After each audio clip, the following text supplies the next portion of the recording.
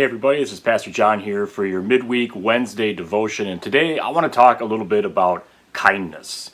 We can find scriptures throughout the Bible that remind us of the importance of kindness or how we are to be kind to one another. We know that kindness is a fruit of the Spirit. We know that Paul even says that love itself is kindness and kind. And actually, we even see Jesus modeling for us and teaching throughout his earthly ministry what it looks like for us to be kind to one another. But today, I want to talk about the importance of us intentionally choosing to use kind words when speaking and interacting with others. There's a verse from the book of Proverbs that says, "Pleasant words are a honeycomb, sweet to the soul and healing to the bones."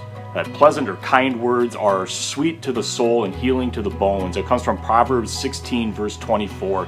It reminds me of a story I came across this last week. It's a story of an author by the name of Arthur Gordon. You may have actually read some of his stuff. He used to write a lot for guideposts and other publications like that. But he was telling a story about how he was cleaning out his old family home, and he came across something that was of great value to him. It was actually this trunk that was entirely full of letters that different family members had written to each other over the years, and they had kind of kept a log and chronicled the events that the past generations in the expressions of loyalty and affection and delight that they had to each other were very verbalized in these letters between his ancestors of his immediate family. One of the writers said something like, "Have I told you lately what a wonderful person you are? Never forget how much your friends and your family admire you." Another letter said, "You don't know how much your visit meant to us. When you left, I felt as if the sun had stopped shining." Now, it was a great discovery for him, and it was fun to read those letters, but here's what he reflected on it. Gordon said, "I don't know what generation of my family put a check on the release of such emotions, but I do know that it seriously interferes with one of the deepest of all human needs." He went on to say, and that is the desire for acceptance and approval. So he concluded his thoughts by saying, why then, wanting to hear those words so much ourselves, do we deny them so often to others?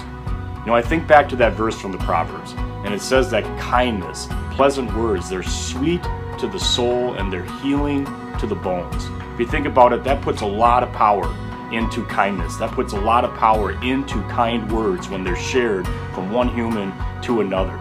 And it really doesn't cost us anything at all. To choose kind words and to say those things that we are thinking to one another, it's entirely free. It's entirely free. Anybody can give those words. The question is, will you give it a try this week? Will you try to open your mouth and say the positive things that you are thinking about others? Let's try to be a blessing to someone today. And let's do that by trying to use our words to bring healing and to bring sweetness, because you know what? We all know that we could use a little bit of that in our lives.